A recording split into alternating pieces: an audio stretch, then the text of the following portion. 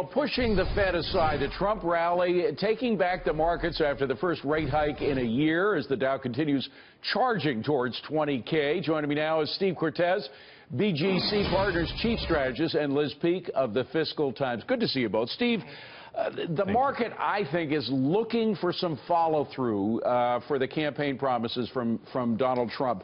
How soon before we actually see some action on taxes and regulations after the inauguration? Well, you know, David, gosh, I think things are going to get started on January 21.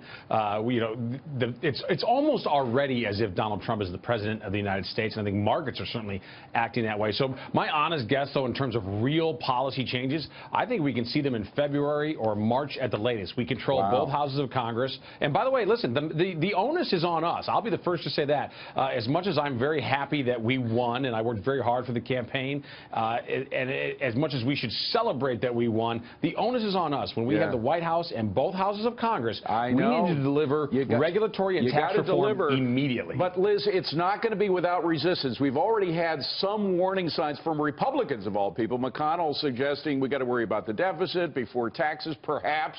There is going to be pushback, right?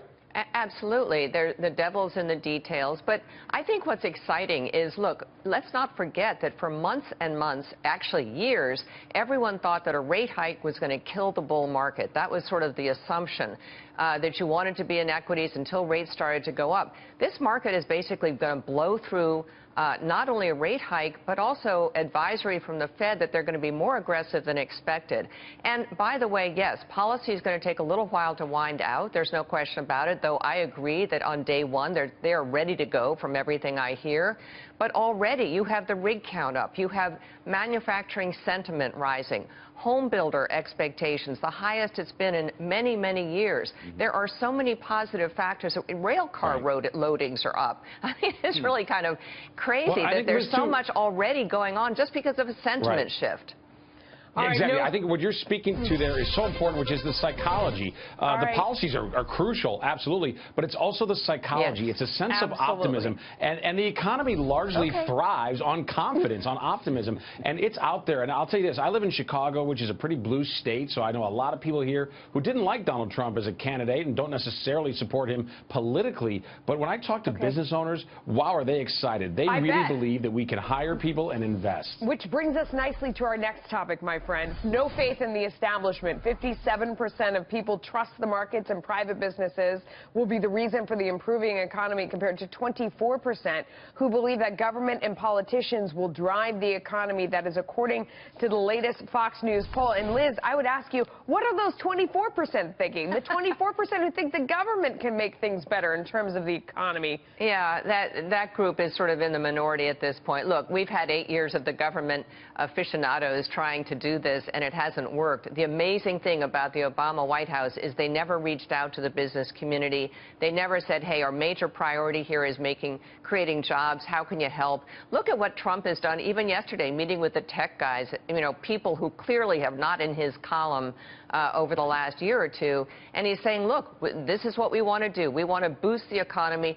Please help us. And that is something that the tech community, I'm sure, was happy to hear. The country should be happy to hear it. And, you know, look at the cabinet picks. A lot of private sector people in the White House, the exact opposite of what Obama did in 2008. So I think people are very cheered by that because they know they've got some answers. Although the irony there is that he's doing that in the name of business, but he is in that equation technically the government. Right, Steve Cortes? I mean, some people are accusing him of picking winners and losers by stepping in as the businessman, CEO, president, and telling companies to keep jobs here.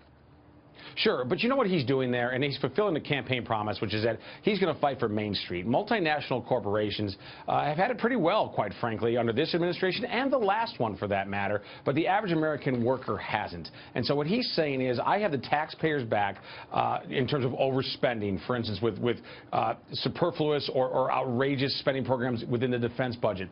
And he's saying, I have the American workers back, and I'm going to use the bully pulpit when necessary to make sure that we keep jobs here. But here's the thing. I think in the end, everyone wins if we get this economy truly growing again. Whether it's the tech people who were in that room who largely opposed him, and I give him so much credit for reaching out to them just as he did to political opposition like Mitt Romney. He now wants to be a president for all the people. And if we can grow at 3, 4, 5%, guess what? A rising tide lifts all boats. President-elect Trump blaming the media for making too much of his business interests, tweeting out, quote, "The media tries so hard to make my move to the White House as it pertains to my business so complex when actually it isn't."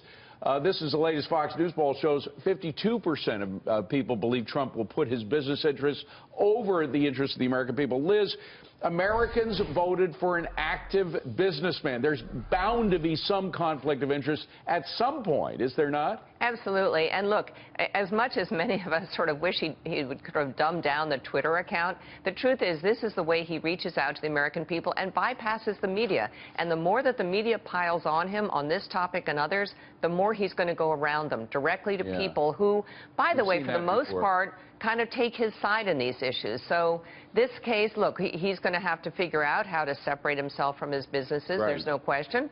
You know what? I think he's right. It's not that hard. Liz and Steve, I'm afraid we got to wrap it there. Thank you both for joining us. Appreciate it.